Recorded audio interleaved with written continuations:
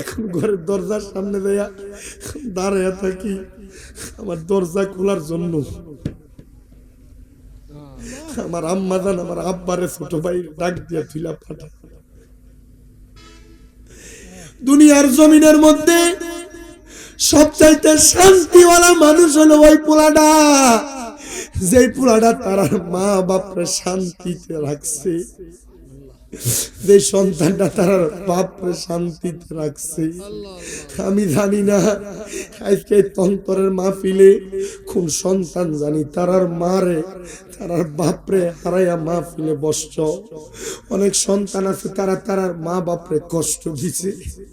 আমি আপনাদের কাছে করজোরে আবদার করি, মা বাপ যদি কবরে থাকে, মা বাবার কবরের সামনে দিয়ে পশ্চিমটা পিঠ দিয়া কবরটার মধ্যে হাতটা রাইখা শুধু বলবেন রব্বির হামহুমা কামা রব্বায়ানি সগীরা। আর যদি বাইসা থাকে সন্তান দে তোর পাও আমার সামনে দে, আমি তোর পায়ে জিব্বা দিয়া পরিষ্কার করে দেব, তবু মা বাবার পায়ে ধরে মাপ চাই। মাত্র কারণ গো আল্লাহ তাআলা বলেছেন লা ইয়াস্তাউই আসহাবুন নারি ওয়া আসহাবুল জান্নাহ। আল্লাহ তাআলা নিজেই ঘোষণা করতেছে যারা জান্নাতি তারা আর যারা জাহান্নামী তারা, এই দুই প্রকারের মানুষ এক রকম না। আল্লাহ কেন গো?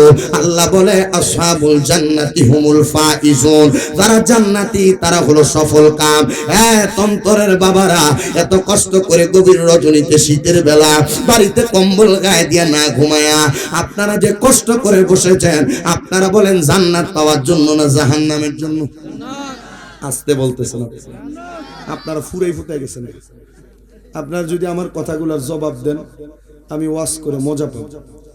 আসলে আমার এমনি দেখতে দেখা যায় কম বয়স জোয়ান, আমি গাড়ি চড়তে চড়তে আমার ভিতরটা বুড়ো হয়ে গেছে। আমি কালকে আপনাদের এই যে ভবানীপুরি দিই ভবানী বনগঞ্জ ভবন এখানে মাহফিল করে গেছি, এখানেও আইসি ওই যে রানিয়ার বিষ্ণুপুর করে।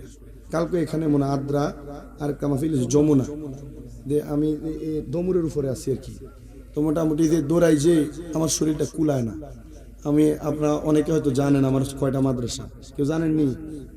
6টা পর্যন্ত আছে কেটা আদিব আছে 6টা পর্যন্ত, এইটা ঠিক আছে। তা আমি আমার এগুলারে কন্ট্রোল করে 7 নম্বরটাও আমার বাড়িতে, আমি নিচতলা থাই দোতলা এখনো চালু করি নাই। তা আমি এই পেরেশানিটা কইরা আমি ওয়াজ করতে আমার খুব কষ্ট হয়। তবু কষ্ট আর পেরেশানি থাকলো শুধু ও আদা রক্ষার্থে আসি। আর বিশেষ করে বাকি বিল্লাহ আমি কালকে রাত্রে জায়গাটা হাইটা ঘুরে গেছি, আড়াইটা এমন বাজে আমি ঘুরে গেছি, শুধু মোহাব্বতের কারণে এখানে আসি। কিন্তু আমি যদি এই মোহাব্বতের মাধ্যমে আপনাদেরকে জান্নাতের রাস্তা দেখাইতে পারি, আপনারা কি সেই রাস্তা নেবেন না?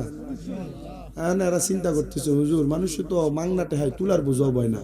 আসলে সত্য কথা, যেখানে বসছেন তাবারুক দেওয়া হবে ঠিক আছে, কিন্তু তাবারুকের বিষয়টা তো মাথায় আসেই। কিন্তু তাবারুকের পূর্ববর্তী ক্ষণে আমরা যদি জান্নাতের রাস্তা ক্লিয়ার না করতে পারি আমাদের জীবন ব্যর্থ। কথা কন না? আমাদের জীবনটা কি ব্যর্থ। আপনারা জান্নাতে যাওয়ার জন্য মাহফিলে বসছেন, কে কে একটু হাত তোলেন।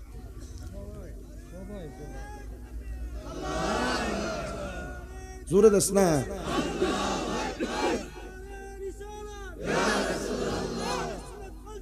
জিন্দাবাদ।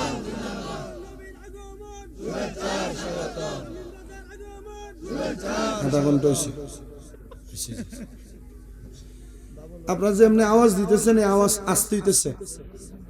এক লোক ভিক্ষা করবার লেগে গেছিল, হ্যাঁ তো ফার্স্টে ভিক্ষা তো দোয়া করছে আল্লাহ তুমি তার লাখ টাকা আর টাকার মালিক বানাও। বাড়ির মালিক খুব খুশি হয়েছে কারণ টিনের ঘর ভাঙ্গা। তো লগে 10 তলা বিল্ডিং দেখে হেনে গেছে ভিক্ষা খুঁজবার লেগে, আল্লাহর রাস্তায় ভিক্ষা দেন। 10 তলা মালিক বাইরে তারা ফার্স্টে ভিক্ষা দিছে, এ দোয়া করছে আল্লাহ তোরও 10 লাখ লাখ টাকার মালিক বানা। বেটা ধমকি দেয় আমার বাড়ি দেখছিস কয়তলা? কয়তলা? 10 তলা। 10 তলা বিল্ডিং কি লাখ টাকার মালিকে বানায়? মিনিমাম কয়েক কোটি টাকার মালিক হলে বানায়।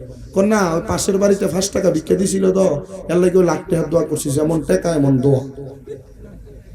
আপনারা যেমন তাকবীর দিচ্ছেন আপনার তাকবীর আর আওয়াজ অনুযায়ী ওয়াজ হবে, যেমন আওয়াজ এমন ওয়াজ। জান্নাত পাওয়ার জন্য কারা কারা বসছেন তাকবীর আরেকটা হবে, এরপরে ওয়াজ হবে। জান্নাত পাওয়ার জন্য কারা কারা বসছেন দুইটা সোজা করেন, সোজা না দিবেন মা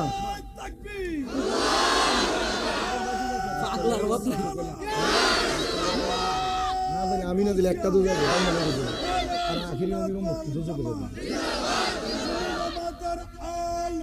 ঘরে ঘরে জালো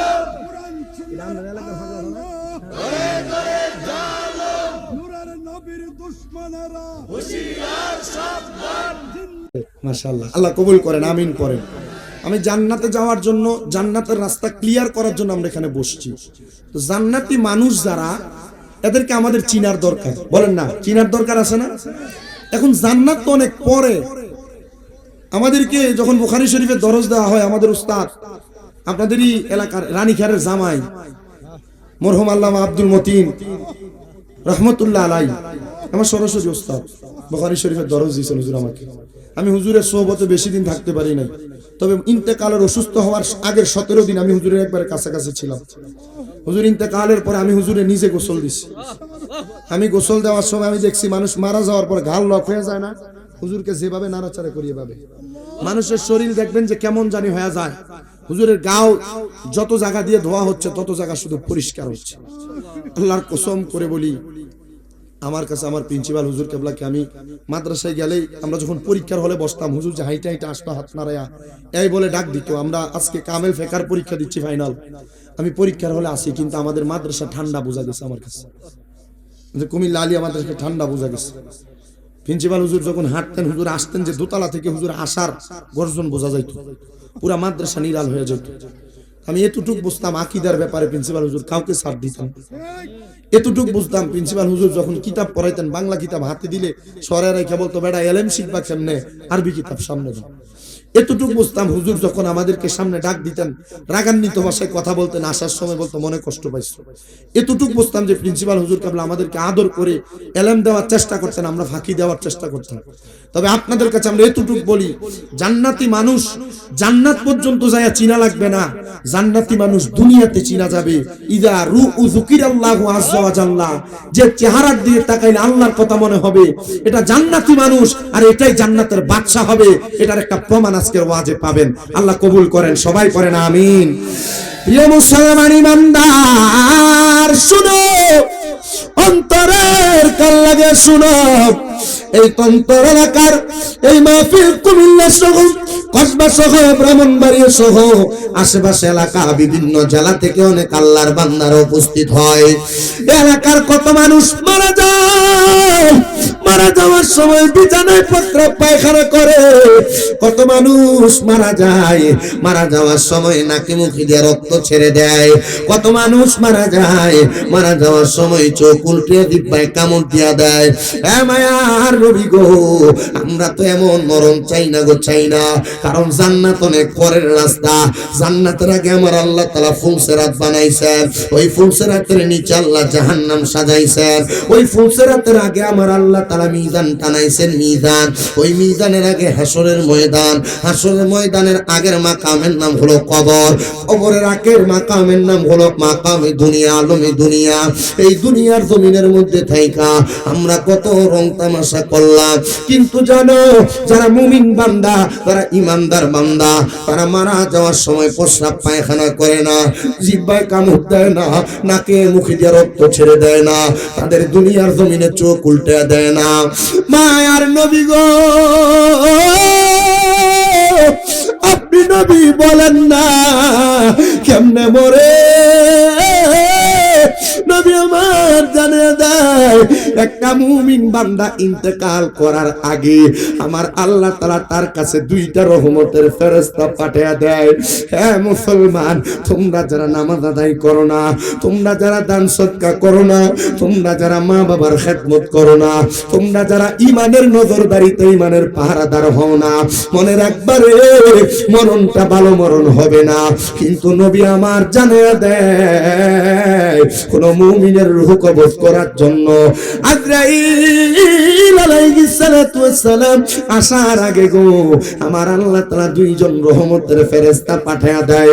ওই 2জন রহমতের ফেরেশতা মুমিন বান্দাটার সামনে অপেক্ষমান থাকে। সাদরাতুল ইয়াকিন নামক গাছের পাতাটা, যেই পাতার মধ্যে আপনার নামটা লিপিবদ্ধ থাকে, ওই পাতা ঝরে যাওয়ার সাথে সাথে মুমিন বান্দাটার সামনে আজরাইল চলে আসে। আজরাইল আইসারে সর্বপ্রথম মুমিন বান্দার বুকটার মধ্যে থাবা দিবে তার রূহটা কবজ করার জন্য। হায়রে বুকের মধ্যে বাধা দিবে, কথা সত্য, রূহ নিতে পারবে না। কারণ মুমিন বান্দার বুকের মধ্য থেকে দুইটা ফেরেশতা বাধা হয়ে যাবে। মুমিনের রূহ বুক দিয়া কবজ করা যাবে না, কারণ বান্দার বুকের মধ্যে আল্লাহ এবং তার রাসূলের মুহাব্বত আছে। এই জন্য বান্দার রূহ বুক দিয়া দেওয়া যাবে না। এবার আজরাইল ফিরে যাবে, আবার আল্লাহর হুকুম পায়া বান্দার সামনে হাজির হয়ে যাবে। এবার বান্দার সবচেয়ে আকর্ষণীয় জায়গা, চেহারা বরাবর হামলা করবে বান্দার রূহটা নেওয়ার জন্য। বান্দার কপালের সামনে দুইটা রহমতের ফেরেশতা দাঁড়ানো, ডাক দিয়ে বলবে, ওগো মালাকুল মউত আজরাইল, বান্দার রূহ তো আপনি তার কপাল দিয়ে বের করতে পারবেন না। বলে কেন গো? বলে বান্দা সেজদা দিয়েছে, নামাজের কত দাম, নামাজের কত সম্মান, নামাজের কত ইজ্জত, কত মর্যাদা। নামাজ তোমার কেমন ভাবে উপকারে আসে, মরার সময় কষ্ট পাবা না যদি তুমি নামাজি হও, যদি তুমি মুত্তাকি হও। নামাজ কেন পড়ো না মুসলমান? তুমি যখন ইন্তেকাল করবে, মরার পরে কবরে তোমার কোনো কিছুই তো আপন হবে না। আমরা তো মনে করি নেক আমল দিয়ে হয়তো আমরা কবরে বাঁচবো। না না না, নামাজের মাধ্যমে আমরা দুনিয়াতে ইন্তেকালের সময় বাঁচবো। একটা মুমিন বান্দা, একটা নামাজি বান্দার চেহারা বরাবর যখন হামলা করা হবে, দুইটা ফেরেশতা বাধা দিয়া বলবে, রে আজরাইল, বান্দার কপাল দিয়া তুমি রূহ কবজ করতে পারবা না। বলে কেন পারবো না? বলে বান্দার কপালের মধ্যে তার নামাজের একটা নূর আছে, এই নূরের কারণে বান্দার কপাল দিয়া রূহ কবজ করা যাবে না। আজরাইল আবার ফিরে যাবে, আবার আগমন করবে আল্লাহর হুকুমে। আগে চিনা নিবেন আজরাইলটাকে। আজরাইলকে কিন্তু আমার আল্লাহ তাআলা মালাকুল মাউত দুনিয়ার জমিনে উপাধি দেন নাই। আল্লাহ তাআলা আলমে আরোহায় যখন রূহকে মানুষে পরিণত করেন নাই, তার আগে আজরাইলকে মালাকুল মাউত উপাধি দিয়েছেন। দুনিয়ার জমিনের মধ্যে জিবরাইল, মিকাইল, ইসরাফিল আলাইহিস সালাতু ওয়াস সালাম, তারা তিনজন যখন আগমন করছে মাটি নিতে পারেন নাই। আজরাইল আলাইহিস সালাতু ওয়াস সালাম দুনিয়ার জমিন থেকে এক দুই তিন মণ নয়, অনেক মণ মাটি নিছেন। কোন কোন বর্ণনাকারী বলেন 40 মণ মাটি একসাথে নিয়ে গেছেন। আচ্ছা বলেন তো, যে হাতের মধ্যে 40 মণ মাটি আটে, ওই হাতটা যদি কারোর বুকের উপরে রাখা হয়, এই মানুষটা তো জীবিত থাকারই কথা না, এমনি তো সেটটা হয়ে যাওয়ার কথা। আজরাইল দুইবার মুমিনের সামনে এসে হামলা করবে। ওই আজরাইল যখন রূহ নিতে পারবে না, আমার আল্লাহ তাআলা তৃতীয়বার আবার আজরাইলকে পাঠাবে। আজরাইলে আইসা রে ওই বান্দা ডান বাহু বরাবর হামলা করবে রূহ নেওয়ার জন্য। ডান বাহু থেকে জবাব আসবে, রে আজরাইল, বান্দার ডান দিক দিয়ে রূহ নেওয়া যাবে না। বলে কেন? কেন গো? আরে বান্দার ডান দিকে তার মা বাবার খেদমত আছে, এই জন্য বান্দার রূহটা কবজ করা যাবে না। আজরাইল আলাইহিস সালাতু ওয়াস সালাম যখন দুনিয়ার জমিনে আবার আগমন করবে, চতুর্থবার আগমন কইরা রে আজরাইলে একটা মুমিন, একটা মুত্তাকি, একটা নামাজি, একটা পরহেজগার, একটা মুসলিহ বান্দার বাম দিক দিয়ে হামলা করবে। বাম বাহু থেকে আবার আওয়াজ আসবে, আজরাইল, বান্দার বাম দিক দিয়ে রূহ নিতে পারবা না। বলে কেন? বলে বান্দার বাম দিকে তার দান এবং সদকা গুলা আছে, এই জন্য বান্দার বাম দিক দিয়ে রূহ কবজ করা যাবে না। চলে যাবে আজরাইল আলাইহিস সালাতু ওয়াস সালাম। আল্লাহ গো, কেমনে বান্দার রূহ কবজ করব? বলে বান্দা কালেমা পড়ার কারণে বান্দা তো ঈমানের সাথে মৃত্যুবরণ করবে। এই বান্দা এমনে এমনে মারা যাবে না। বান্দা কালেমা পড়া ছাড়া তার ইন্তেকাল হবে না। কারণ যারা মুমিন, যারা মুত্তাকি, যারা ফরেজগার, যারা নামাজি, যারা রোজাদার, যারা ইবাদতকারী, দান সদকাকারী, ওই ব্যক্তিগুলা ঈমান নিয়ে মারা যাবে। ঈমান ছাড়া মরবে না, বেঈমানের মতো মারা যাবে তারা। দুনিয়ার জমিনে ইবাদত তরক করেছে যারা, বেঈমানের মতো মারা যাবে তারা। যারা হারাম খাবার খাইছে, সুদের টাকা, ঘুষের টাকা খাইছে। আপনারা বলেন এমন বেঈমান হারামখোর বাংলার সমাজে আছে না নাই?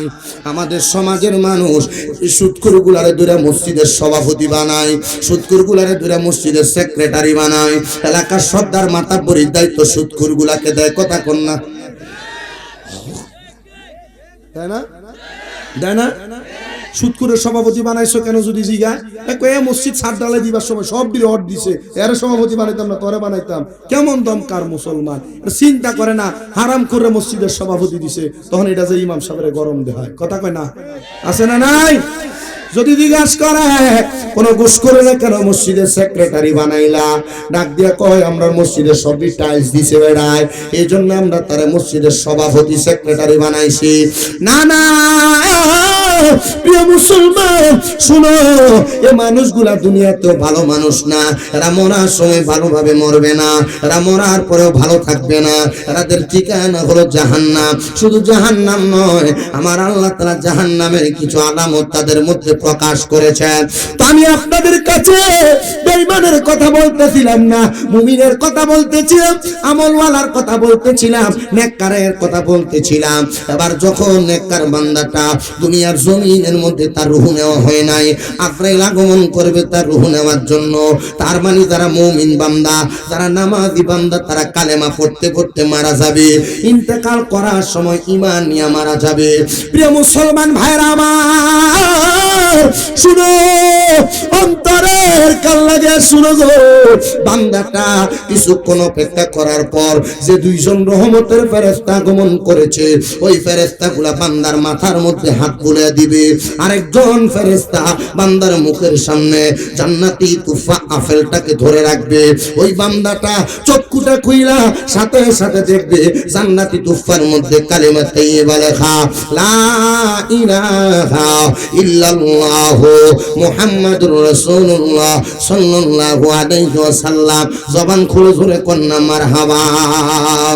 আর সে আল্লাহর নামের সাথে নবীর নামের মনোগ্রাম, আর সে আল্লাহর নামের সাথে নবীর নামের মনোগ্রাম, জান্নাতের গেটে গেটে লেখা নবী আল্লাহর নামের পাশে নবীর নাম। আল্লাহ দুনিয়া বানালেন নবীর শান বুঝাতে, আল্লাহ বেহেশত সাজালেন নবীর শান দেখাতে, আল্লাহ বেহেশত সাজালেন নবীর শান দেখাতে।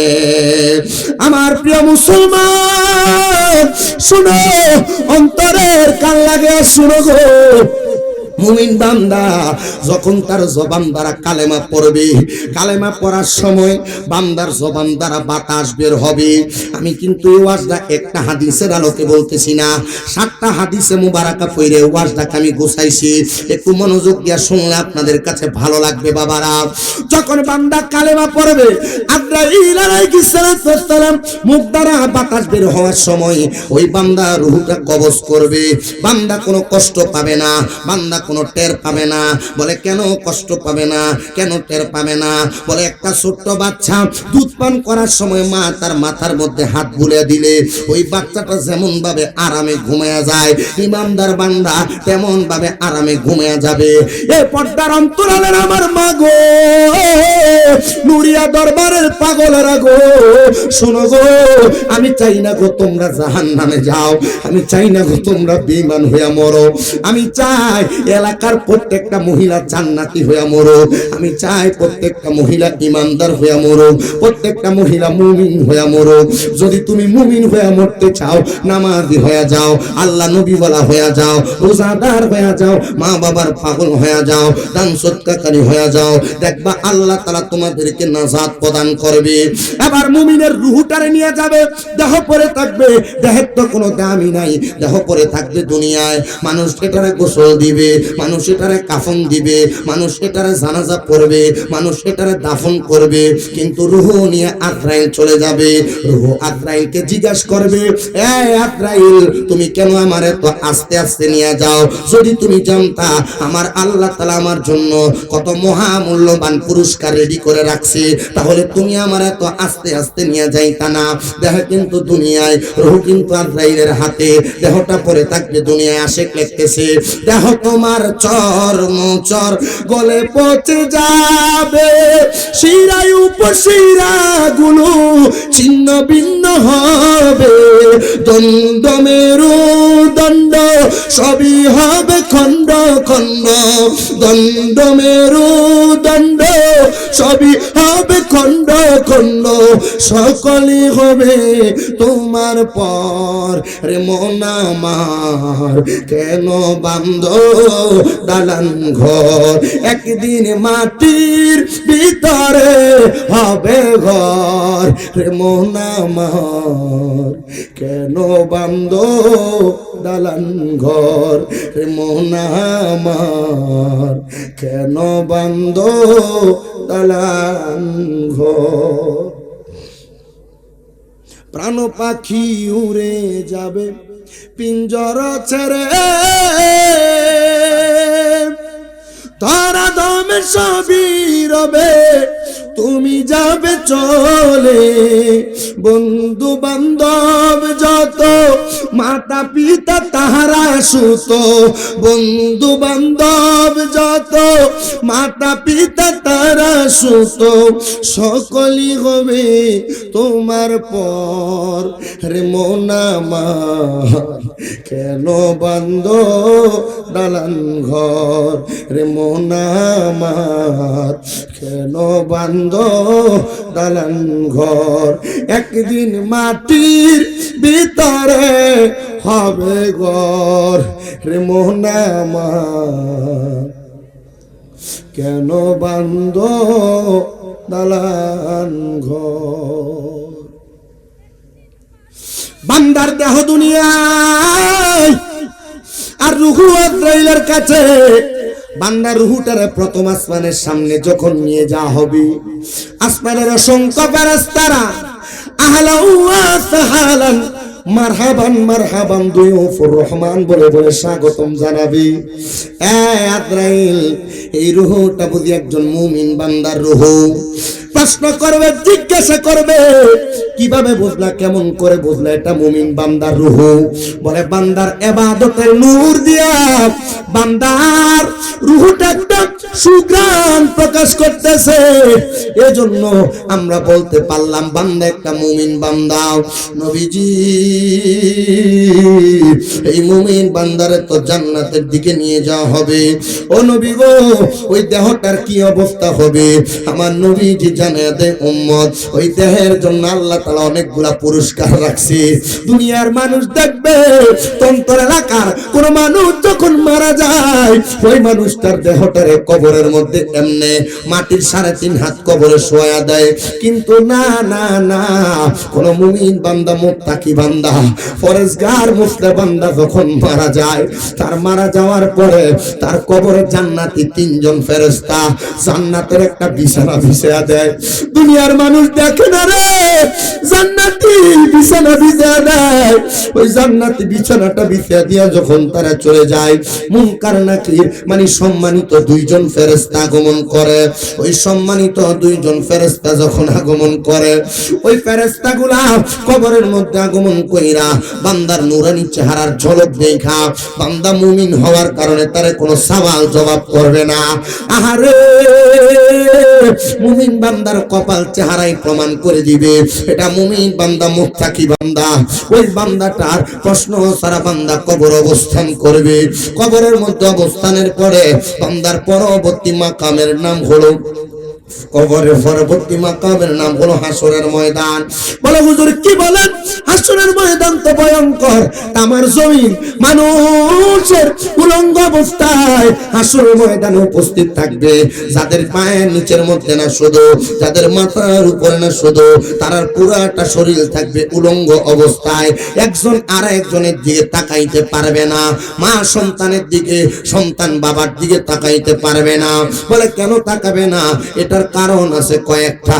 কারণ হইল, এক নম্বর তাদের পায়ের নিচে উত্তোলিত গরম তামার একটা জমিন থাকবে, থাকার কারণে তারা নিচের দিকে তাকাবে না, তারা আফসোস আফসোস করতে থাকবে। তাদের মাথার এক দিকেও পড়ে, কেউ কেউ বলেন 4 আঙ্গুলও পড়ে, একটা দুইটা না 12টা সূর্যের তাপ পর্যন্ত করা হবে, এত কঠিন কষ্ট হবে, তারা তাদের মাথাগুলো উপরের দিকে দিয়া থাকবে। হ্যাঁ মুসলমান, একবার জানো কারা কারা হাসরের ময়দানে যাবে? দুনিয়ার নামাজি না বেনামাজি না, নামাজি বেনামাজি সবাই হাসরের ময়দানে যাবে, রোজাদার বেরোজদার সবাই জান্নাত হাসরের ময়দানে যাবে, দুনিয়ার সব শ্রেণীর মানুষ হাসরের ময়দানের মধ্যে যাবে। কিন্তু জানো হাসরের ময়দানে যখন এমন অবস্থা হয়ে যাবে, রাহমাতুল লিল আলামিন নবীজির হাদিসে মুবারক আমি পড়া দেখলাম, নবী আমার জানাতে উম্মত, আমি নবী পশ্চিম দিক থেকে হাসরের ময়দানে আগমন করব। আগমন করার পরে আমার আল্লাহ তাআলা আমি নবীকে একটা মর্যাদার জায়গা দান করবে, ওই জায়গাটার নাম হলো মাকামে মাহমুদ। আরেকটা জায়গা দান করবে, সেটার নাম হলো লেওয়ায়ে হামদ। লেওয়ায়ে হামদ মানে হলো সম্মানিত প্রশংসার একটা পতাকা, ওইটা আমার নবীরে দান করবে। নবী আমার হাসরের ময়দানে নবীর নামাজি মুত্তাকি ইমানদার ফরজগার উম্মতদেরকে টান দিয়া নিয়ে যাবে। তবে মুসলমান আমাদেরকে জানতে হবে, আমার নবী কিন্তু ঈমানওয়ালা এবং আমলওয়ালা। ঈমান এবং আমল রাইখা মনের অজান্তে যদি বড় কোনো গুনাহ হয়ে যায়, আমার নবী জানায় দেয় শাফাতি আহলিল কাবাইর মিন উম্মতি, আমার নবীজির উম্মতের ভিতরে কবিরা গুনাহ করনেওয়ালা উম্মতের সুপারিশ করব। এলাকা আপনি গাঞ্জা খাবেন ভাই? কবিরা গুনাহ করনেওয়ালা উম্মতরে যদি নবী maaf করে সুপারিশ করে, এলাকা আপনি নামাজ ছেড়ে দিবেন? কবিরা গুনাহ করনেওয়ালা উম্মতের জন্য যদি নবী সুপারিশ করে, এজন্য আপনার বেডিরে আপনি বেফরদা ছেড়ে দিবেন? কবিরা গুনাহ করনেওয়ালা উম্মতের জন্য নবী যদি সুপারিশ করে, এজন্য আপনি পরের হক মাইরা মাইরা খাবেন? আচ্ছা, কবিরা গুনাহ করনেওয়ালা উম্মতের জন্য যে সুপারিশ করবে,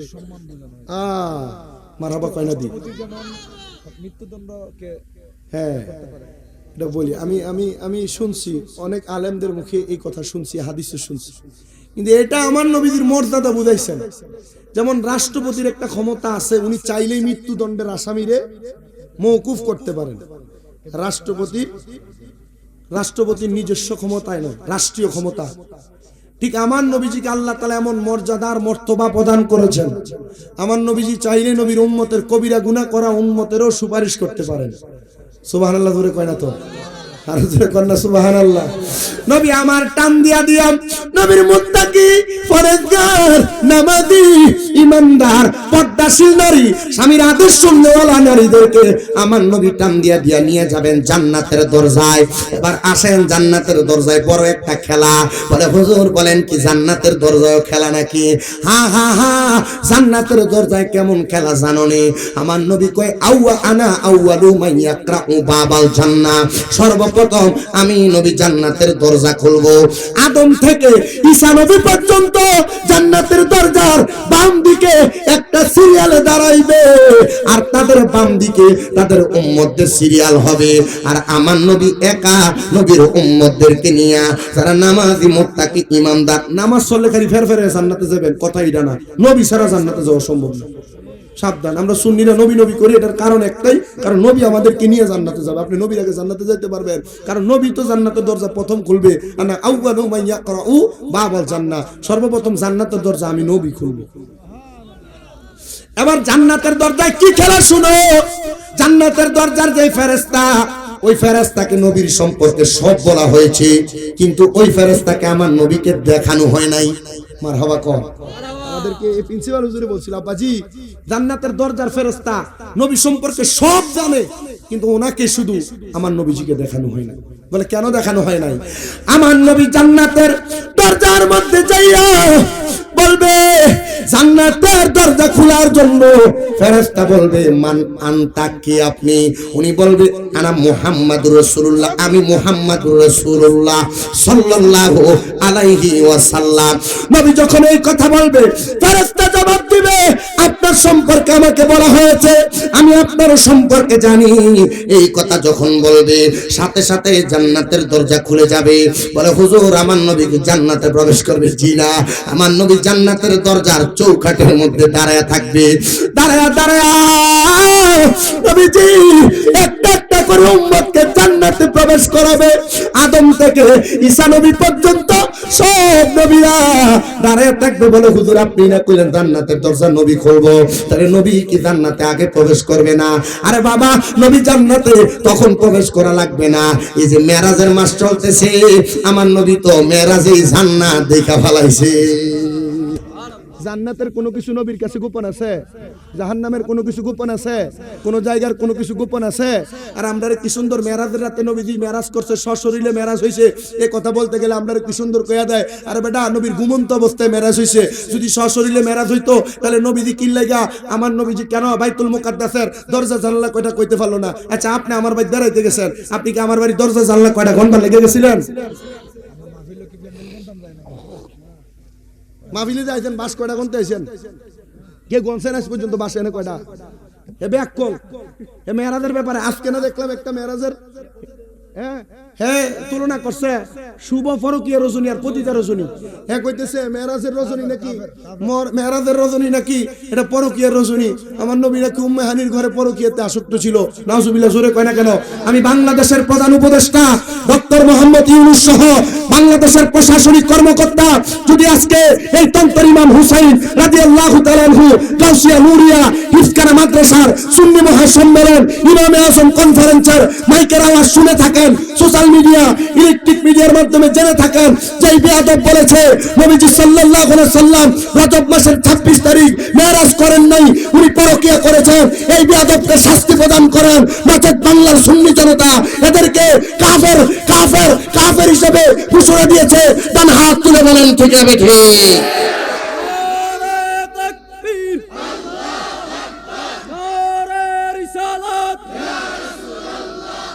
সুন্নাত ওয়াল জামাত জিন্দাবাদ জিন্দাবাদ। হযরত মাওলানা কারি শামীম হুসাইন রাজা ইমাম আজম কনফারেন্স জিন্দাবাদ।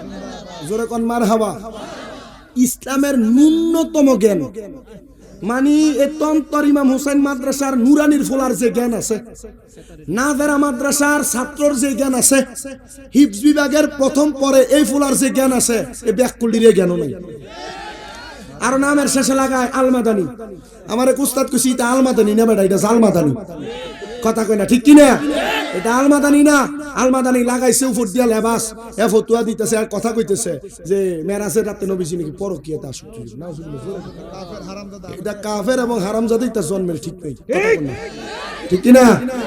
এক বেডির খুব সুন্দরী এক নাতিন, আপনারা তো মোল্লা দেখলে পাগল হয়ে যান গা।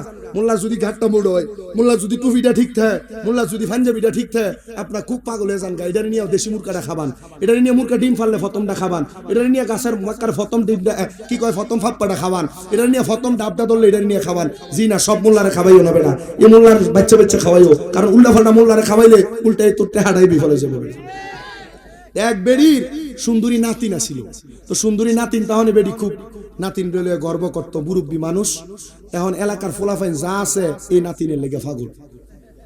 এখন বেড়ি কি করবো, এখন এলাকার যে ফোঙ্গা সেঙ্গার ভিতরে একটু আছে না বেশি ব্রিটিশ মার্কা, চিন্তা করলো কেমনে ভাই এই নাতিনদারে দাদির লোকে খাতিল করলেই মনে হয় নাতিনদারে ভাও যাইব। আমরা যে মোল্লা হাতা মোল্লা দেখলে ভাগল হয়ে জায়গা যাইয়া দাদির লোকে খাতিল বানছে।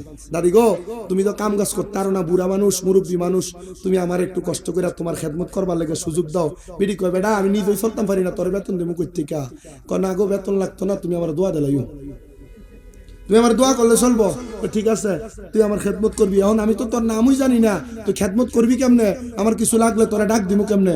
দাদি এটা তো বড় শরমের একটা প্রশ্ন করলা। বলে কি শরমের প্রশ্ন?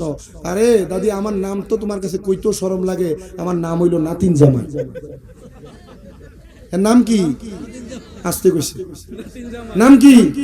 দাদি আমার নাম নাতিন জামাই। ঠিক আছে, 2 সপ্তাহ খেদমত করছে, বেটি ফানি লাগলো, নাতিন জামাই কই রে একটু আয়, নাতিন জামাই কয় একটু খানা দিয়ে যা, নাতিন জামাই আয় না আমার একটু অজু খানা তুলে যা। এখন 2 সপ্তাহের ভিতরে মাশাআল্লাহ সুন্দরী নাতিন দিলাইছে ফড়াইয়া। 2 সপ্তাহ পরে হাত ধরে এনে ডাক দেখো, দাদি তোমার নাতিন দ্বারা আমি বালা পাই, তাইও আমার বালা পা, তাই আমি বিয়া করতাম, তুমি কি থাকো? আরে ব্রিটিশ রে, তুই তো আমার খেদমতের নিয়ত আইসোস না। দেখবা আমরা এলাকার বহুত মৌলবীরা আইয়া ঢুকে মসজিদের ভিতরে, আমার টাকা পয়সা লাগতো না ভাইও, আমার রাখকে দিন আপনারা এনে কোন রকম খামু আর নামাজ পড়ামু। এ ডুইকাতে ঢুকছে হুইসইয়া এটা কুড়া লইয়া বাইরে। সমাজ নষ্ট করে বাইরে আসিনি। আমি কাউরে কোনো কিছু বলতেছি না, শোনেন কি কইতাছে একটু মনোযোগ দিয়ে। এখন এ কি করছে, নানি তুমি বিয়া দিতা না দাদি? না বিয়া দিতাম না। তোমার নাতি তো আমার বালাফা, তাই তো আমার লগে যাইবো গা। কজা দেই যাচাই, তখন মায়ের লই আতে লইয়া দৌড়ে মারছে। বেটি ডাক দে, এলাকার মানুষ, আমার নাতিন জামাই আমার নাতিন লইয়া ভাগ্য জায়গা মাঝে ডাক দেয় দূর বিড়ি দূর বেটি, নাতিন জামাই নাতিন লইয়া যাইতো না, তরে নিয়ে যাইত। তা আমরা সমাজের বহু মৌলবী সাবরা মেরাজের রাইতে রে ফরকিয়ার রাত, মেরাজের রাতে রে পরকিয়ার রাত, মিলাদ কে আমরা বেদাত, নবী নূর মানলে না এটা বেদাতীদের লক্ষণ। এটা নাতিন জামাই নামক মাইয়াসো, নাতিন জামাই নামক বলৎকারের গুচ্ছি, এরা আমাদের ইসলামটারে নাতিন দলে যেমন নাতিন জামাই বাচ্চাটা ফলায়, আর আমরা ইমান লইয়া ফলায়।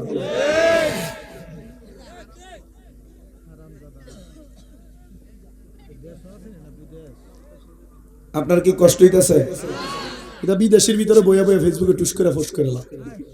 ওই যে আখিরি জামানা, আগুনের কয়লা হাতে রাখতে পারবেন কিন্তু ইমান রাখতে পারতেন না লগে। ঘর থেকে বাইরে হইবেন ইমান লইয়া, ঘরে ঢুকবেন বেঈমান হইয়া। অনেকগুলো উদাহরণ আছে। আমার আব্বা জানরা যে এত বছর পর্যন্ত ওয়াজ নসিহত করছে, এগুলা বইলা ফেলছে। আমরা তো অনেকটা হুইন্য ওয়াজ করি, আমরা তো ওয়াজ করি যতটুকু পড়ালেখার জ্ঞান আছে অতটুকু, আমাদের তো বেশি নাই। আমাদের উস্তাদ জিনারা ইনাদের এর থেকে বেশি এলেম। ওরা দূরের দিকে আপনাদের উস্তাদের এলেম কেমন? বেটা আমরা উস্তাদের যে এলেম ছিল তার কোনো আমরা শিখছি না। আবার ওনাদেরকে জিজ্ঞেস করলো, ওনারাই কইতো যে আমাদের যে এলেম আমাদের উস্তাদের এর চাইতে বেশি এলেম। তাই এলেমের একটা ধাস আছে, ধারাবাহিকতা আছে। আমাদেরকে আল্লাহ তাআলা ঈমান নিয়ে মরার তৌফিক দিন। আস্তে কইছে, আরো জোরে কন্যা আমিন। তো জান্নাতের দরজায় সব নবীরা দাঁড়ায়া থাকবে, শুধু আমার নবী রাহমাতুল লিল আলামিন নবীজি জান্নাতের দরজার মধ্যে দাঁড়ায়া থাকবেন। নবী আমার নবীর সব উম্মতদেরকে জান্নাতে নিয়ে এবার জান্নাতের দরজার মধ্যে থেকে হাসরের ময়দান বরাবর আমার নবী সেজদা প্রদান করবেন। এ বাবা শুনো রে, রেজবিরাতে মাঝে মাঝে ফতোয়া দেয় যে মসজিদের দরজার ভিতরে আযানটা দেওয়া লাগতো। এটা কি লাগে দেয় জানেনি? কারণ আমার নবী রাহমাতুল লিল আলামিন নবীর জামানায় আমার নবী রাহমাতুল লিল আলামিন নবীর অসংখ্য সাহাবায়ে কেরাম দরজার মধ্যে আযান প্রদান করেছেন। আমার মসজিদে যেখানে আমি জুমার নামাজ আদায় করাই, আমার মসজিদেও মাঝে মাঝে যখন বাহিরের মুসল্লি আইয়ে আমার দাওয়াত দিবার লাগে বিভিন্ন জায়গা থেকে যায়, আমার দরজার ভিতরে যখন আযান দেখো, হুজুর এটা কি আপনি কি রেজবি হয়ে গেছেন গা? আমি কইলাম এটা রেজবি না রে, এটা নবীর সুন্নাত, সুন্নাত, সুন্নাত। আল্লামা রেজবি শাহ হুজুর কেবল এটা শিখিয়ে দিয়ে গেছে। এটা রেজবির বাণী না, এটা স্বয়ং নবীর বাণী। রেজবি শুধু এটার দ্বারক আর বাহক। শুনো রে প্রিয় মুসলমান, আমার নবী ওই জান্নাতের মধ্যে থাইকা, জান্নাতের দরজার মধ্যে থাইকা আমার নবীজি হাসরের ময়দানে সেজদায় অবনত হবে। অনেকক্ষণ পর্যন্ত আল্লাহ এবং জিবরাইলের মাধ্যমে কথোপকথন নবী আমার সেজদা মোবারক থেকে মাথা মোবারক উঠাবেন। নবী যখন মাথা মোবারক উঠাবেন, রাহমাতুল লিল আলামিন নবীজি ডাক দিয়া বলবেন, ওগো জিবরাইল, আমার আল্লাহ তাআলা কি আমার দরখাস্তগুলো কবুল করেছে? বলে আপনি নবীকে আল্লাহ তাআলা তখন সে ক্ষমতা দান করবে। নবী আমার হাসরের ময়দানে অবস্থান কইরা ডাক দিয়ে বলবে, আমার বাকি উম্মতগুলা কোথায় গো? বলে সব উম্মতগুলা তো আপনি জান্নাতে নিয়ে গেলেন। বলে না না না, আমার কিছু উম্মত আছে যারা এতিমের মতো আমি নবীর অপেক্ষমান থাকে। এদের অবস্থা জানতে চাই। নবী আমার যাবেন হাসরের ময়দানে ফুলসিরাতের আগে মিজানের পাল্লার ধারে। ও আল্লাহ, আমার উম্মত কই গো? ফেরেশতা জবাব দিবে, উম্মতগুলা তো দোজকে, তাদের নেক আমল কম হওয়ার কারণে দোজকি। এদেরকে আরেকবার উঠাও না, এদের আমলগুলা ওজন করো না। আল্লাহ তাআলা নবীর একটা দরখাস্ত ফিরিয়ে দিবেন না, কারণ আমার নবী হলো মুস্তাজাবাতুদ দাওয়াত। আমার নবী কোন দোয়া করলে আমার আল্লাহ কোন দোয়া ফেরত দিতেন না। সব নবীদের স্পেশাল স্পেশাল একটা একটা দোয়া ছিল। আমার নবী যে আমার নবীর দোয়াটা রাইখা দিছে শুধু নবীর উম্মতকে সুপারিশ করার জন্য। নবী রাহমাতুল লিল আলামিন মদিনার তাজদার হুজুরপুর নূর সিরাজুস সালিকিন নূরাম মুবিন নবীজি, কামলিওয়ালা নবীজি তখন উম্মতে মুহাম্মদী গুলার জন্য যখন আবার আবেদন করবে আমলগুলা মাপ দেওয়ার জন্য, আবার ওজন করা হবে, নবীর উম্মতের নেক আমলের পাল্লা হালকা উপরের দিকে উঠা থাকবে আর বদ আমলের পাল্লাটা বাড়ি হয়ে নিচে থাকবে। নবী আমার ওই কিয়ামত হাসরের ময়দানে নবীর উম্মতের নেক আমলের পাল্লার মধ্যে আসকান মুবারকের ভিতর থেকে কি যেন একটা সাদা কাগজের টুকরা দিয়ে দিবে, থর থর করে উম্মতের আমলনামা গুলা নিচের দিকে পড়তে থাকবে, নিচের দিকে পড়তে থাকবে, আর উম্মত গুলা বেহিসাব ভাবে জান্নাতে যাবে। আমি বারবার বলি আখিরি নবী মুহাম্মদ মুস্তাফা সাল্লাল্লাহু আলাইহি ওয়াসাল্লাম নবীর উম্মত যারা, তারা যদি গুনাহগার হয়, নবী আমার ওই উম্মতকে তারা জান্নাতে যাবে না। নবী আমার উম্মতকে যারা জান্নাতে যাবে না। হে মুসলমান, কেন তোমরা নবী নবী করো না? নতুন নতুন শায়েখদের নাম শুনি না, কেন নবীর কাতার থেকে তোমরা দূরে যাও? আরে উম্মতেরই মায়াই নবী কান্দেন যারে যার, উম্মতেরই মায়াই নবী কান্দেন যারে যার, মাফ করে দাও ও হে আল্লাহ উম্মত গুনাহগার, বলো মাফ করে দাও ও হে আল্লাহ উম্মত গুনাহগার, বলেন উম্মতেরই মায়াই নবী কান্দেন যারে যার, উম্মতেরই মায়াই নবী কান্দেন যারে যার, মাফ করে দাও ও হে আল্লাহ উম্মত গুনাহগার, মাফ করে দাও ও হে আল্লাহ উম্মত গুনাহগার। ওই নবীজির প্রেমেতে হলে দিওয়ানা, দুনিয়া আখেরাতে বইজে থাকবে না, বইজে থাকবে না। চলো নবীর পথরে, লোভ লালসা সব ছেড়ে, তো জাহানে নবী বিনে নাই কোনো উপায়, মাফ করে দাও ও হে আল্লাহ উম্মতে গুনাহগার, বলো মাফ করে দাও ও হে আল্লাহ উম্মতে গুনাহগার। উম্মতেরই মায়াই নবী কান্দেন যারে যার, উম্মতেরই কান্দেন যারে যার, মাফ করে দাও ও হে আল্লাহ উম্মত গুনাহগার, বলেন মাফ করে দাও ও হে আল্লাহ উম্মত গুনাহগার। উম্মতেরই লাগি নবী দয়ার সাগর, রোজ মহফিল সেরাতে পার করিবেন রোজে মাহশর, রোজে মাহশর। সকলে নবী কান্দিবে, নফসি নফসি বলিবে, সকলে নবী কান্দিবে, নফসি নফসি বলিবে। বলেন আল্লাহ উম্মত আমার কেমনে হবে পার, মাফ করে দাও ও হে আল্লাহ উম্মত গুনাহগার, বলো মাফ করে দাও ও হে আল্লাহ উম্মত গুনাহগার। প্রিয় মুসলমান, উম্মতের আমার নবী সুপারিশ করে জান্নাতে নিয়ে যাবে, এটাই আমাদের আকীদা, এটাই আমাদের বিশ্বাস। তবে আমি আপনাদের কাছে কয়েকটা কারগুজারি হিসেবে কথা শোনায় দেয়া যায়। জান্নাতে যাবে তারা, আমার আল্লাহ তাআলা বলে যারা দুনিয়াতে রাদিয়াল্লাহু আনহুম ওয়া রাদু আন, আল্লাহ তাআলা সন্তুষ্ট করেছে, আল্লাহ যাদের প্রতি সন্তুষ্ট হয়েছে তারাই জান্নাতে যাবে। বলে হুজুর এটার একটা ধারাবাহিকতা বলেন না। আল্লাহর সন্তুষ্ট করার জন্য দুইটা তিনটা না, আমি 11টা কারণ খুঁজে পাইলাম, 11টা কারণ। যখন আমাদের ইবনে মাজাহ শরীফের দরস দেওয়া হয়, কওমি মাদ্রাসার ছাত্র আমি নিজে একজন, আমি কারিয়ানা পড়ছি কওমি মাদ্রাসায়, হেফজে 3 পারা পড়ছি কওমি মাদ্রাসায়, তিরমিজি শরীফ পর্যন্ত দরস নিয়েছি কওমি মাদ্রাসার। আমার তাইসিরের উস্তাদ কওমি মাদ্রাসার শিক্ষক আমারে বলছে রে বাবা শুকরিয়া আদায় করার আর আল্লাহরে সন্তুষ্ট করার কয়েকটা হাদিসে মুবারাকা শোনো। নবীর ফেলাতে একটু কম আর কি, কারণ উর্দু কি পাইলে কিতাব এটার ভিতরে লেখা মেরা নবী নূর হে, কিন্তু ইটা নাই। ইটা কইলে বেদাতি আর বন্ধ কইতো কই থেকে জানি আইছে রে। আমি তাহলে মারতাম না, একবার ফিডা মানে হুজুরের সাথে তর্কাতর্কি লেগে গেছিলাম গা, কারণ সুন্নি ফোলা ফাইন তো 1-2 এ পড়লে এটা কোন নবী নূর, ঠিক না? আমি দাখিল পরীক্ষা দেওয়ানোর পরেও যখন আমি শুধু কারিয়ানাটা পড়ার জন্য কওমি মাদ্রাসায় পড়ি, তখন আমার এক ওস্তাদ ইয়াসিন হুজুর, আমার মনে আছে, আমাদের কুমিল্লার কওমি মাদ্রাসার যিনি সভাপতি নুরুল হক সাহেব হুজুর, উনি মাদ্রাসার সবার মিটিং আইছিল। তা আমি ওই হুজুরের লগে লাগানো, হুজুরে ডাইরেক্ট বিচার দিয়ে লাইছে। তো কইছি যে পোলারি মাদ্রাসা ভর্তি করেছি কেনা, তো কইছি যে হুজুর ভর্তি হয়েছে নাই, আমরা এনে ফরতো। তা আমার এক হুজুরে ডাক দিয়ে নিয়ে কইছে যে তুমি যে এনে ফরো, তুমি যে এনে ফইরা দেয় আমরা বহাবই করবা। আমি বহাবই করছি না, আমি এই জীবনে বহাবই করছি না। কারণ বহাবই করবো বোরহানুদ্দিন রাজা, বহাবই করবো আমরা নুরি হুজুর, বহাবই করবো সুন্নি বড় বড় হুজুররা। আমি বহার দরকার নাই। আর আমি বহিনা দিকে আমার লগে লগে বীরে আস্তে আস্তে সুন্নি হয়ে জায়গা। আজীবন মিলাদকে আমরা বেদাত করছি। আর মাদ্রাসা, আমার মাদ্রাসা চাকরি দিছি, চাকরি দেওয়ার সময় আমি কিছু আমি ফেসবুক চালানি একটু অ্যাড হই, আমার লগে মেসেজে কথা কমো, মানে চিনিও তোলে। আর ফেসবুকে কি আছে কিন্তু সামু উল্টা ফাল্টা লাইনে আছে না, ভালো লাইনে। কারণ কালার ফোলা ফাইনে চরিত্র পুরোটা ফেসবুকে কথা কয় না খা। আর ফোলানের থেকে বেরিয়ে তেরটা হচ্ছে টিকটকের ভিতরে কথা কয় না। কালকে আমি ভবানীপুর জিকির করলাম, আমি আজকে আমার কাছে ফোলা পাইনি হমান যে ভাটাইতেছে জিকির, ফোলানি যে দাঁড়ায় জিকির করছে, এটার ভিতরে কি একটা ডিজে গান জানি লাগাই দিছে। এটা আমি রানী আর মাহফিল করে এইদিকে রওনা দিছি। এটা স্টেজে ওঠার আগে আসছিল 1.2 মিলিয়ন, স্টেজ থেকে নামার পরে 2.1 মিলিয়ন। আমি চিন্তা করলাম ভাগ হল আমার বদনাম করবার লেগে জিকির শাস্ত্র ডিজে বানাইয়া এখন দিয়ে আমার পরিচিত বানাই দিলে মানুষের কাছে কথা কয় না। আসিনে যা আমি হুজুরের পুরা ফেসবুক গাইডটা দেখলাম, হুজুরে মোটামুটি মিলাদ কিয়াম বিরোধিতার যে কথা, নূরের যে বিরোধিতার কথা, হাতের নাজরের বিরোধিতার কথা, গায়েবের খবর দেনওয়ালার বিরোধিতার কথা, মোটামুটি অনেক ভিডিও এবারে শেয়ার দিছে।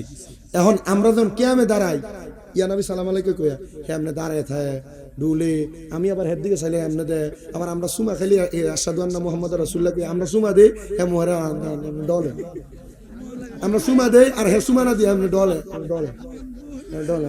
আরে বন্ধু তুই কি তারু আলহামদুলিল্লাহ যে 9 মাস টিচারি করন ইয়া নবী সালাম আলাইকুম ফরতারে মারহাবা কয় না তো। আরে হ্যাঁ বিশ্বাস না করো, খেরে তো ফরায় ছেড়ে দিছি।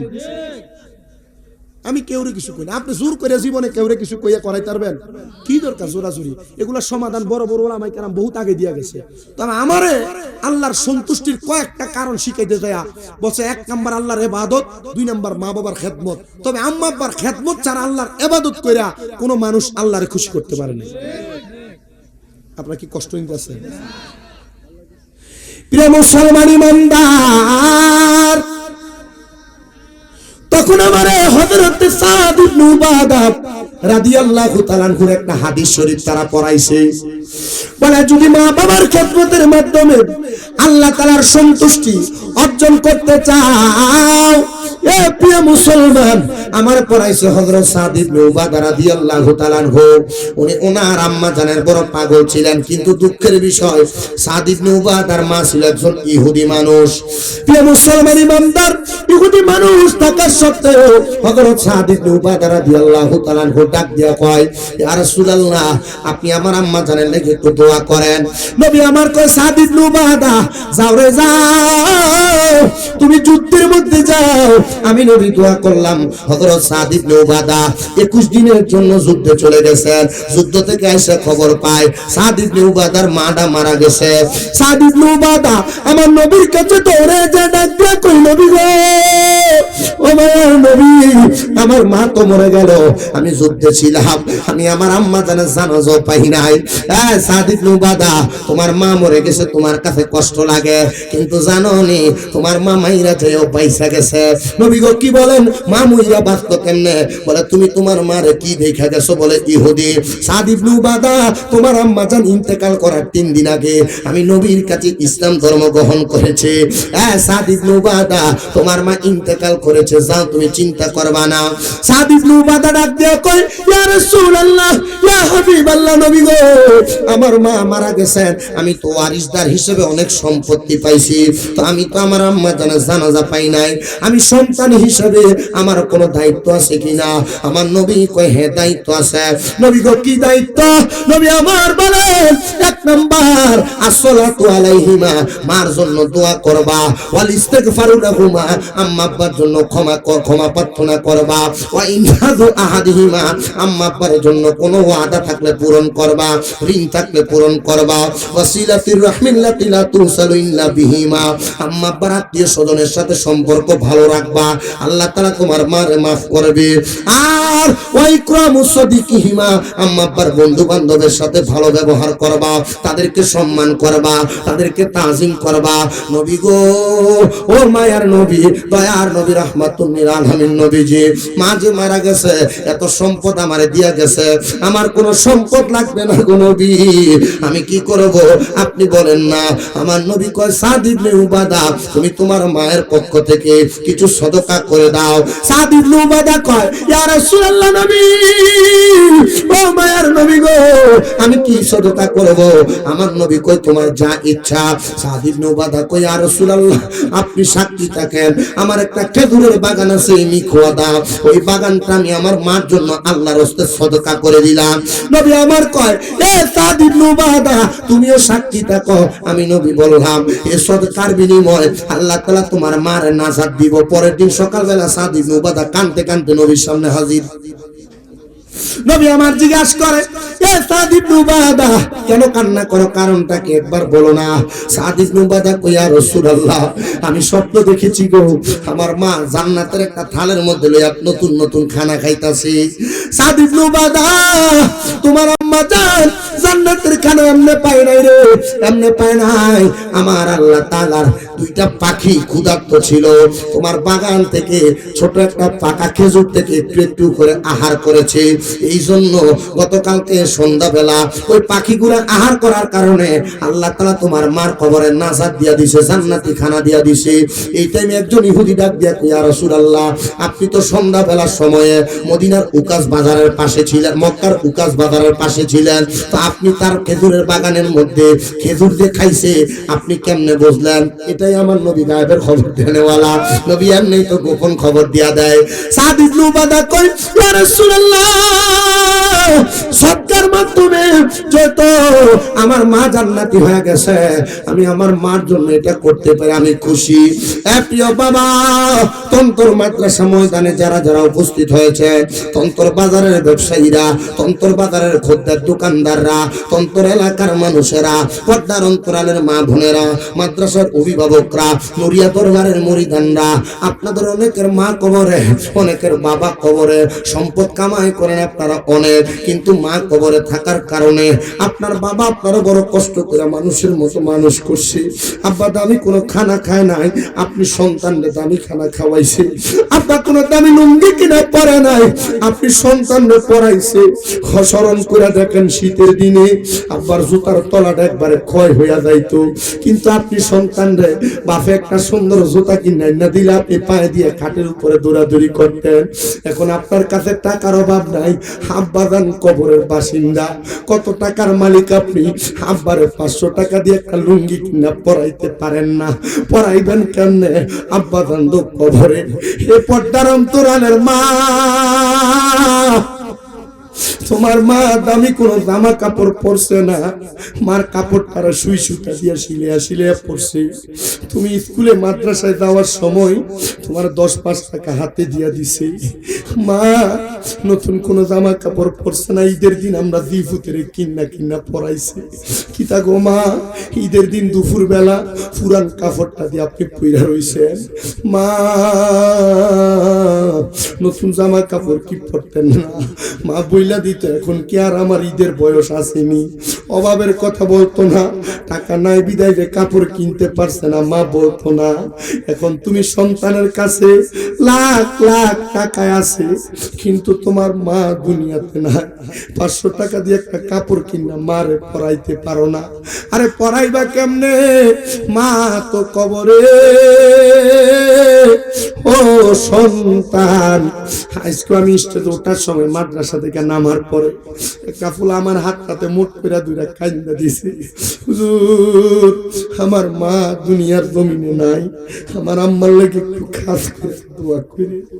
জানেন নি রে, ওই মা বাবা বড় একটা সম্পদ। আজ 8-9 মাস হয়ে যায়, আমি নিজে বুঝি আমার মা আমার লাগে কত বড় সম্পদ। আমার আম্মা জানের অপারেশন হওয়ার পরে এখন বালা করে হাঁটতে পারে না। আমাদের সংসারটা একটা অসংসারের মতো হইয়া রইছে। গতকালকে আমার নিজের আপন ছোট ভাইয়ের বিবাহ ছিল, আমরা সবাই বিবাহের আনন্দ ফুর্তিতে ছিলাম, কিন্তু আমার মাটা লাঠি বট দিয়া দিয়ে হাঁটছে। আমি যেই আল্লাহর কাছে কত কইছি, আল্লাহ হয়তো আমাদের কোনো গোপন গুনার কারণে আপনি আমার মার অসুস্থ বানিয়ে রাখছেন। আমি নিজে আপনারা কতটুকু আপনাদের মা বাবার খেদমত করেন আমি জানি না।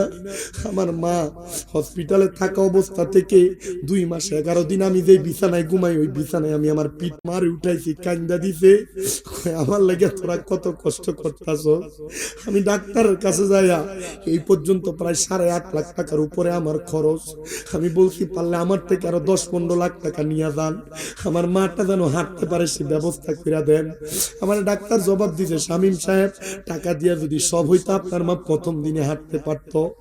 আমি বলছি আল্লাহ আমার মা যদি হাঁটতে পারে আমি টাকাটা দিয়ে আমার মার আর আব্বার লইয়া মক্কা মদিনা যামু। জানেননি প্রতি রাইতে 1000 টাকা ইনকাম করলেও আমি ঘরে গেলে আমার কাছে শান্তি লাগে না। আমার মা আগে ঘরের দরজাটাতে বাড়ি দিতে, আমার মার ঘরের দরজাটা ঘর থেকে নিজেই কইতো স্বামী আইসুসনি। এখন ঘরের দরজার সামনে দেয়া দাঁড়াইয়া থাকি আমার দরজা খোলার জন্য। আমার আম্মা জান আমার আব্বারে ছোট ভাই ডাক দিয়া তুইলা পাঠা। দুনিয়ার জমিনের মধ্যে সবচাইতে শান্তিওয়ালা মানুষ হলো ওই পোলাটা, যেই পোলাটা তার মা বাপরে শান্তিতে রাখছে, যে সন্তানটা তার বাপরে শান্তিতে রাখছে। আমি জানি না আজকে তন্তরের মাহফিলে কোন সন্তান জানি তারার মারে তারার বাপরে হারাইয়া মাহফিলে বসছ। অনেক সন্তান আছে তারার মা বাপরে কষ্ট দিছে। আমি আপনাদের কাছে করজোরে আবদার করি, মা বাপ যদি কবরে থাকে, মা বাবার কবরের সামনে দিয়া পশ্চিমটা পিঠ দিয়া কবরটার মধ্যে হাতটা রাইখা শুধু বলবেন রব্বির হামহুমা কামা রব্বায়ানি সগীরা। আর যদি বাইসা থাকে সন্তান দে তোর পাও আমার সামনে দে, আমি তোর পায়ে জিব্বা দিয়া পরিষ্কার করে দিব, তবু মা বাবার পায়ে ধরে মাপ চাই। কারণ কি জানো, আম্মা আব্বার পায়ে ধরে মাপ চাইলে দাম কমে না। আমি আজকে 9-10 বছর ওয়াজ করি, আল্লাহ আমার দামি বাড়িতে রাখে, দামি গাড়ি চড়ায়, আমার এলেম দিয়া না। আমি যেদিন শুনছি মা বাবার পায়ে চুমা দিলে আল্লাহ দাম বাড়ায়, আমি আমার মা বাপরে পায়ে চুমা দিছি, এখনো চুমা দেই। গতকালকে আমার ভাই বিবাহ করতে যাবে, আমি জুমাতে চলে যাইতে কইছি আব্বু আম্মুরে পায়ে চুমা দিয়া তারপর বিয়া করতে যাইবি। জানেননি আপনাদের কাছে আমার করজোরে আবদার, আম্মা আব্বার পায়ের কাছে ছোট হইলে কোন সন্তানের দাম কমে না, ইজ্জত কমে না। যে সন্তানের মা কবরে বাবা কবরে, ওই সন্তানটা চিন্তা করে হুজুর যারার বাড়িতে আব্বা আছে তারা বাড়ির যা বাপের পায়ে ধরে মাপ চাইবো। আমার তো আব্বা নাই, আমি কার পায়ে ধরে মাপ চামু? হুজুর যাদের বাড়িতে মা আছে তারা বাড়িতে যাই মার পায়ে ধরে মাপ চাইবো। আমার তো মা নাই, আমি কার পায়ে ধরে মাপ চাইবো?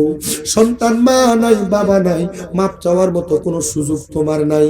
আমি তোমার কাছে আবদার করি, মা বাবার জন্য যদি তারা বাইসা থাকতো, যদি তুমি প্রতি মাসে 1000 টাকা করে খাওয়াইতা, 1000 টাকা করে হাত খরচ বাপেরে দিতা, 12 মাসে 12,000 টাকা লাগতো।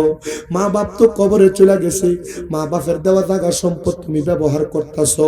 ওই আম্মা আব্বা যদি তোমার জায়গা জমি না দিয়া যাইতো, তন্তর এলাকায় ভাড়া থাকলে মাসে সর্বনিম্ন 5,000 টাকা ভাড়া লাগতো, 12 মাসে 60,000 টাকা ভাড়া দেওয়া লাগতো। আমি 60,000-এর কথা কই না, একটা সন্তান নি দাঁড়াইবা হুজুর আমার মা নাই আমার আব্বা নাই, আমি আমার মা বাবার জন্য এই মাদ্রাসাটার ছাত্রদের জন্য 20,000 টাকা আল্লাহর রাস্তায় কুরবান করে দিমু। পারলে নগদ দিবেন, না পারলে 2 মাস পরে, 3 মাস পরে, 5 মাস পরে, আগামী 1 বছরের মধ্যে যে কোনো সময় দিবেন। একজন সন্তান নিয়ে আসো, 20,000 টাকা আল্লাহর রাস্তায় এই মাদ্রাসাটার জন্য দেওয়ার মতো আসেনি একজন সন্তান।